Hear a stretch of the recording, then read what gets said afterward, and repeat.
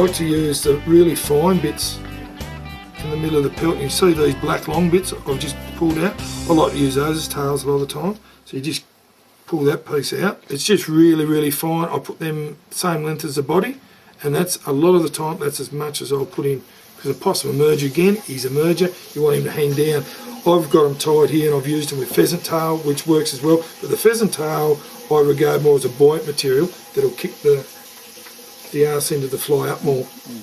Where these, he's still got his tails, he's still got a little bit of movement there if he needs it, and he's letting the behind of him hang down. I'll just tie that in. Like so, make sure that's alright. A lot of the times you don't need to clip off as you go, but I'm just used to doing it. There's not many fibres in there, Pete? No, there's not many fibres, but have a look at a real one. There are not many tails either. No. Only 3 tails. So yeah, I like to use a thin copper wire. You can change your colours in your wire with this fly, and I think different colours work better on different days. I like to keep them as black as I possibly can too, and even as far as cutting out the grey in the base. Chuck it in a blender. Yeah, just cut it up as you go like this. Yeah, so many different ways you can do it. And this material just pulls out beautiful as legs, and that as you go up as well. Saying about the dubbings, when you're putting the dubbings on, like, I like to put it on fine like this, because then I can control the body shape. Like I will turn around and bring this one up and I'll put a little bit of a taper in it, and it's the easiest way that I found to do that.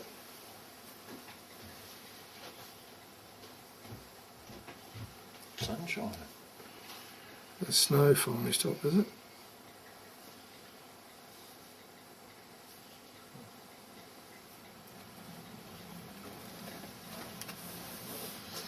I know it's not much of a taper, but I think that little bit of a taper does make a difference.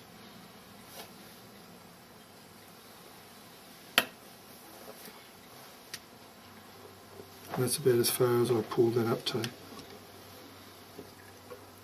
As I said, you can use whatever you want as far as that ribbon goes. Any flash you put in it. I've seen pinks, I've seen a lot of different stuff. And sometimes the fish do like them on different days, there's no doubt about that. So again, that's a bit of trial and error. And then we've got the screw as much leggy there as you want it. With the bubble itself, you're better off to use just rubbish possum, because all it is a bubble. But you can make this bubble lighter or darker, as you can see through this pelt. And if you want a real good bit of black fur like out of a possum. So these black dots in the pelt, what that is fresh new fur. That is a really good source of real fine, really good quality for us, for time. But with this bubble, so don't just pull the fine stuff out, just so you're left with a bit better quality stuff. You could cut that off if you want, but in the bubble I don't think there's any need to. I do like to mix it up a fair bit. Now, with this as well, I could turn around, if I wanted a bit of orange through that bubble, I could turn around and put some orange through it as well. I have tried it. It's mainly for the fishermen, not for the fish, because you get a bit of glint of sun on it or a bit of afternoon light on it, you can still see which is your fly in amongst a lot of the other ones. Now, all we do is spin this up exactly the same. I won't need all that. Get it on the hook.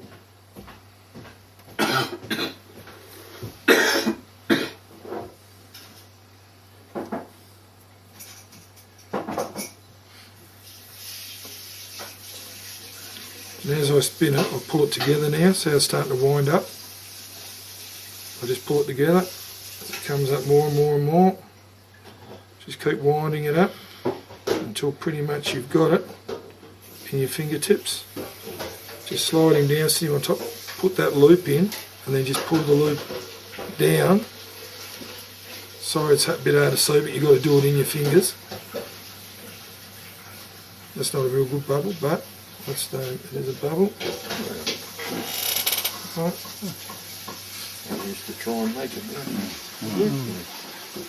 and put it in and all the rest of it. Now what I will get you to do, as I said, that's not a perfect bubble, but what's done, you fill that full of floating, and honestly they do stay afloat for a long period of time. And the best way to do those too is to actually put the floating in it. You can buy it in the jar, but you actually put it in that it dries on there, and then you don't have to worry about it on the day as well, and that'll float it up. We'll put in, I would normally use, if I could find one, a ginger hackle for these. Get it a bit blacker. I've cut off most of the grey, still a little bit of grey there.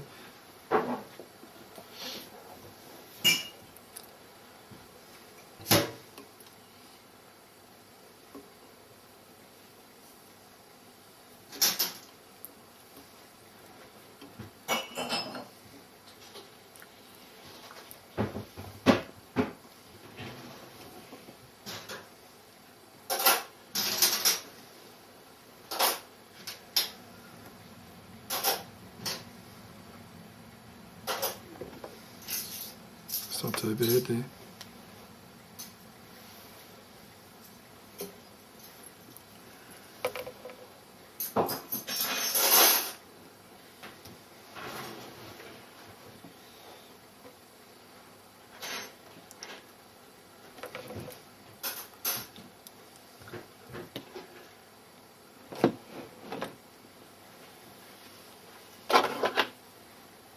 We are quiet. Just 3 turns. On that hackle, Yeah. well, one I'm going to glue it, the other one I'm going to put a bit more dubbing over it, and then I'm going to wood finish it. All right. So I don't, like, you could fold it back and do one the other way, which locks it.